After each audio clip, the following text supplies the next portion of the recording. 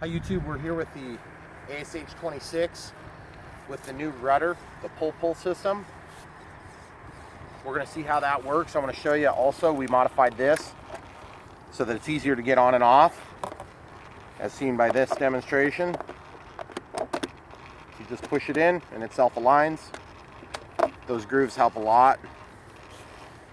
And then we also have the pull system here for your viewing pleasure. Okay. Okay, see how it goes into there? Okay. So those are the principal items. Oh, and then also I have new wing mounts. I didn't point that out in the last video. Can you get a shot of the wing mounts here and there?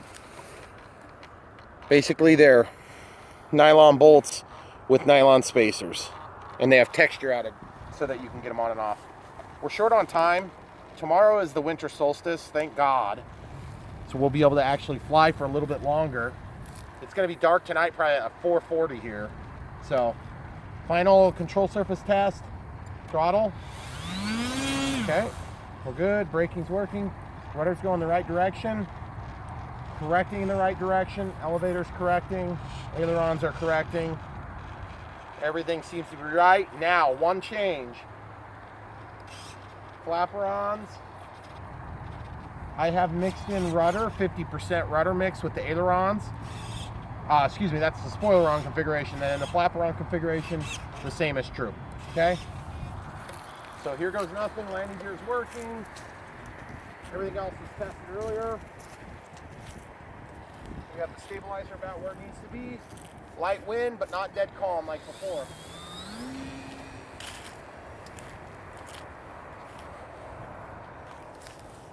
I really want to see how this rudder responds, guys.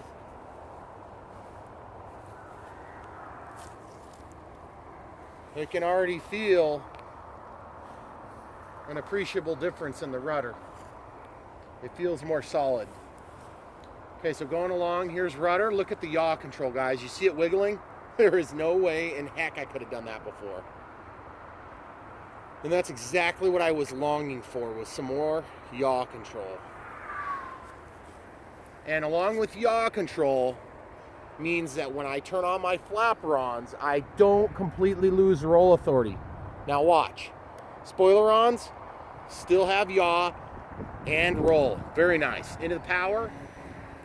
The name of the game is keeping control at slow flight speeds. This thing has a tendency to tip stall pretty bad. It likes to fly quick. Let's step forward 10 steps. See if we can get it from the other angle. The other thing about rudder is that you can do snappier rolls. And you can do things like that where you kick the nose down to maintain flight control. And I like redundancy in flight controls, guys. Redundancy in flight controls are very important when you're dealing with the glider. If I would have a failure of my pull system, I would only lose rudder. I can still fly the plane. It just turns into more of a situation of, you know, a little bit more butt clenching than usual, especially on landing. It turns into a hotliner, guys. And if you're watching this, you know what a hotliner is. And if you don't know what a hotliner is, guys, it's basically a really fast glider. You don't have a rudder in it usually. If I ever have a hotliner, I'm gonna have a rudder in mine though. And you guys are all gonna think I'm nuts, but I'm gonna do it anyway.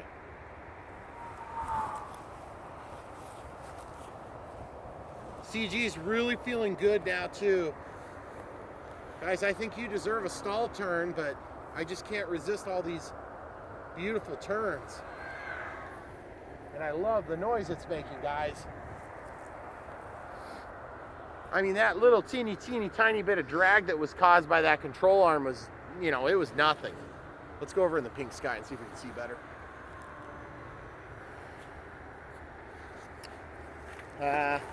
Sorry guys. That stall turn was crappy. The pink sky makes it a little easier to see.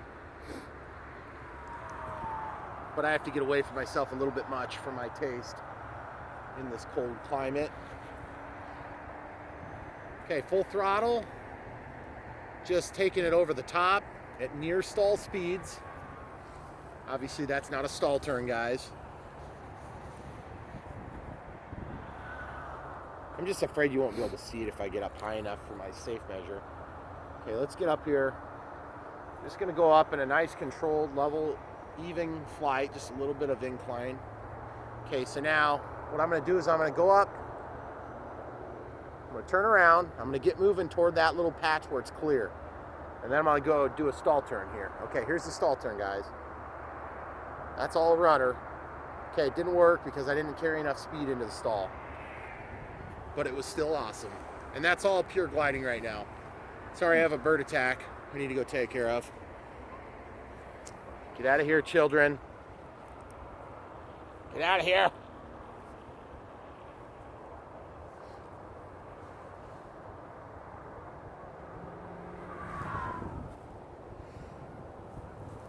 What a beautiful plane, guys. The thing that's nice about this plane is so far we've basically been able to have fruitful return on investment each time we've done something to this plane. And I'm just trying to keep it that way, you know? You don't always get so fortunate with your planes. Sometimes you make a lot of investment and then it turns out poor, even though you did everything right. One thing I'm thinking about on this plane is how can I accomplish having some lighting that will not compromise the overall look of the plane. And obviously I'm not going to compromise the flight performance. I won't give that up on this plane. The other thing I'm thinking about doing is painting the wingtips so that I have a little bit more visibility passively. The other thing I'm thinking about doing on this plane is going from a 12.5 prop maybe to a 12.6 or a 12.65 to give me that top end speed I'm looking for. I mean, obviously if I was slope soaring it would be totally fine. We got enough to get out of trouble. To be honest, I may actually need to go a little bit smaller with my pitch. We're good, they went by. Okay, here's our stall turn, guys. Oh yeah, that was gorgeous. Didn't lose control at all. Don't want to do a stall turn there. I got to get in the power a little bit at the top of that. The wind is blowing at it right now, so we've got good wind moving air over the control surfaces, even if our airspeed's a little lower. So we're going to appear to be going faster toward the sunset right now. So we'll do a fairly quick pass here, right out of a half loop. And we're basically going to run out of time here because of the sun. But I'm so glad I got to demonstrate to you the improvement with this pull system. I have never desired to do a pull system because I've never had a reason to do a pull system, guys, until now. And believe me, this plane was screaming for it from the beginning. The directions called for it, and I said, no, I don't need it. And I needed it. I needed it, guys. It was easier to install by a long shot than that little shoddy rudder control system that I had that was super, well, it wasn't a super rip me off. It was like $8, which I thought was a rip off for what I was getting. Feels so much more crisp. I guarantee you the stabilizer is going to be more effective, although the stabilizer hasn't really been used that much yet. This plane is a very stable plane. Out of the throttle, obviously. I don't know if you guys can tell when the throttle's on this thing. The propeller hides so well, especially in the backdrop that's light like this. Wish I had some more differentiation with lights. I mean, we can see it good, but I know you guys are probably having a tough time, especially if you're watching on a smartphone or something like that.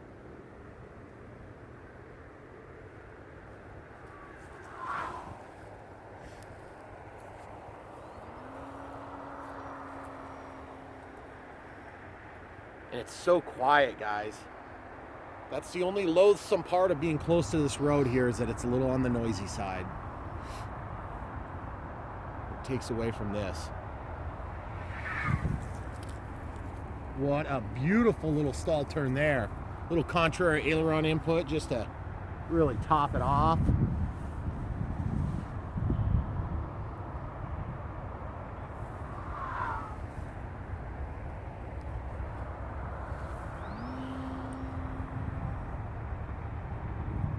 terms of flight times, guys, I got a timer set to 10 minutes, and I've been respecting it. It's a 1-out timer now. When I first started this, I was doing 5 minutes of throttle time. And it just felt like we were going forever. I was flying for like 14, 15 minutes just because I'm not on the throttle that much. And it just made me nervous. So, okay, full, there's our spoilers. See, I still have very good roll authority out of the spoilers. See how steep that thing comes down on us? I did some reading about the CMPro line, and they tended to put their air brakes, the spoilers that are on the inboard portion of the wing, they put them too much inboard, so they would potentially cause a lot of turbulation before it would get to the horizontal stab and the rudder and elevator, of course, in this case. Probably not the rudder so much because it's outboard enough that the rudder's still going to be effective. But the elevator and horizontal stab could pick up on that turbulated air. It could cause basically reduced control authority, which I don't know if I buy it, but somebody else that's smarter than me said it. So I'll believe them for what it's worth. Now let's see if we can get a pass where we got the flaperons on. The flaperons have been really hokey on this plane. Okay, so flaperons. Oh, I have enough authority to fly it now, guys. But I still feel like I don't have enough control.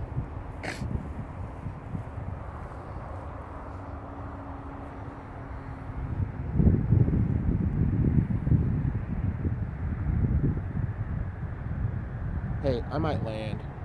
I'm a little bit concerned about that one. Yeah. If you need to pause it, that's fine. Looks like they're stopping. They might be working on the garden. Might just be watching, too. Okay, here we go. Spoilerons are deployed. Gears down.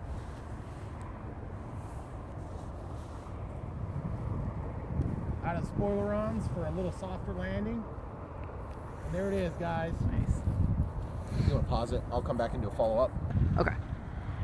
All right, guys. So in closing, have you seen a plane that lands easier? I don't think it's just me. I mean, that thing lands beautifully. All but one landing has been just gorgeous. And I don't feel like I'm working that hard at it. So this thing is beautiful. Pull's the way to go. Super easy, super effective. Let's double check for heat and then we'll be done. Can you hold that? Yeah. Nothing extraordinary. The ESC is the only other thing I want to double check.